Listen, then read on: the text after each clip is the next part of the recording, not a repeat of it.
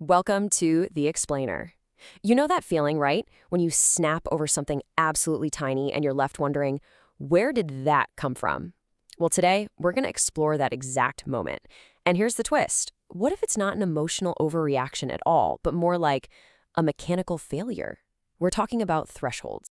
All right, so first things first, we have to tackle this really common myth, this idea that we're just overreacting. We're going to unpack why that explanation, honestly, just doesn't quite cut it. I mean, we've all been there, right? You are holding it together all day long, everything's fine, and then someone makes a tiny offhand comment, or you spill your coffee, and boom, this massive, totally out of proportion response just erupts. So why? What is actually happening in that moment? And, our usual explanations are almost always psychological. We immediately jump to labels like overreaction, or we chalk it up to emotional volatility. We just dismiss it as irrational. It's like we see it as this sudden, totally unpredictable glitch in someone's personality. But what if we've been looking in completely the wrong place? The idea we're exploring today is pretty radical. It says the answer isn't psychological at all. It has nothing to do with feelings. It's architectural. It's about the very structure of our minds hitting a physical, mechanical breaking point. So if it's not about our psychology, what is it then? Well, it's an architectural limit. And this brings us right to the core idea for today's entire explainer, the concept of a threshold. Now, a threshold isn't just some vague metaphor. It's a very specific mechanical limit. Think about it like a bridge, okay? A bridge can handle a certain amount of weight, a ton of stress. But there is an exact point, that's the threshold, where just one more car will cause the whole thing to fail catastrophically. It's that point of no return, where the structure literally can't hold itself together anymore. And this is the really crucial part, so listen up. We have to separate the event of crossing that threshold from the feelings that bubble up afterwards. The frustration, the stress, the anger, those are just the aftershocks.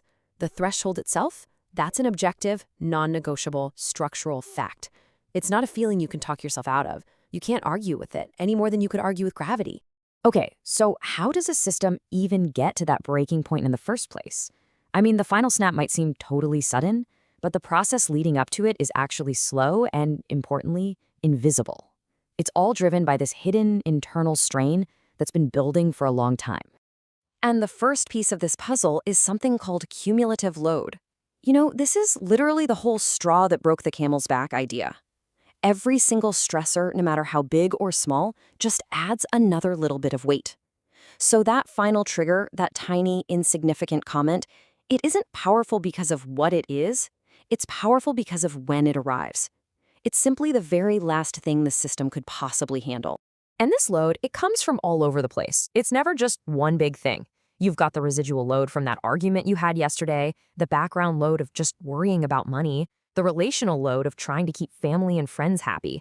And there's even something called identity load. That's the constant, draining energy it takes to be a good employee, a good parent, a good friend, all at the same time. It all just piles up. Now, at the very same time all this load is building up, something else is happening. Your coherence is being depleted.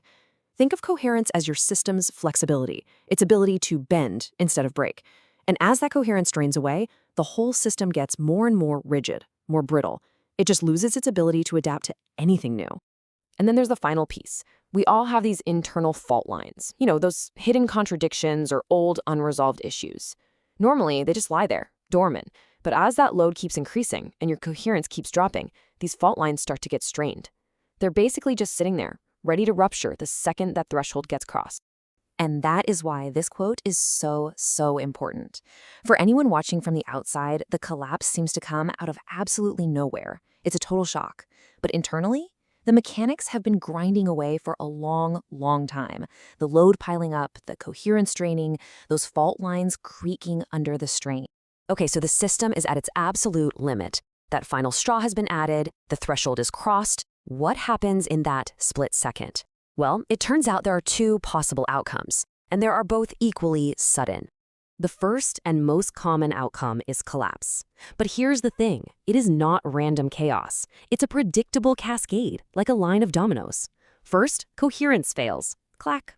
Then the system's pathways overload. Clack. The fault lines finally rupture. Clack.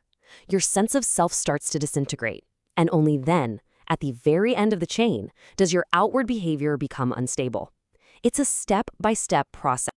But, and this is a fascinating twist, collapse is not the only option. Sometimes crossing a threshold doesn't lead to a breakdown at all. It leads to a reorganization, a sudden breakthrough, that lightning bolt of clarity, a total transformation for the better.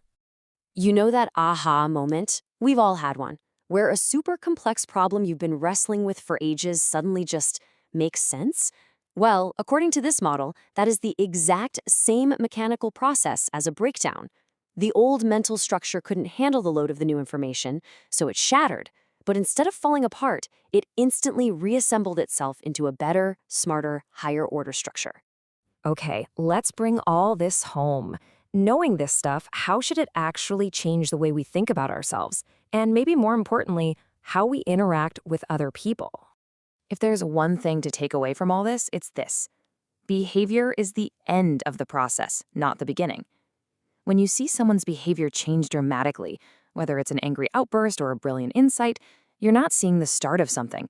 You're seeing the final ripple from a massive structural shift that has already happened under the surface.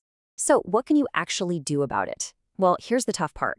Once a system is at its limit, once that threshold is crossed, you can't reason with it. You can't persuade it. You can't reassure it. The cascade is already in motion. But you can work on the factors before it gets to that point. You can help reduce the load. You can find ways to build up that coherence and flexibility. And you can work on resolving those internal misalignments. And this logic, by the way, perfectly explains why arguments can suddenly spiral out of control. You know, you go from a minor disagreement to a total communication meltdown in seconds. You see the escalation, the withdrawal, the shutdown. It's not because someone just decided to be difficult. It's because their internal cognitive system just hit its threshold.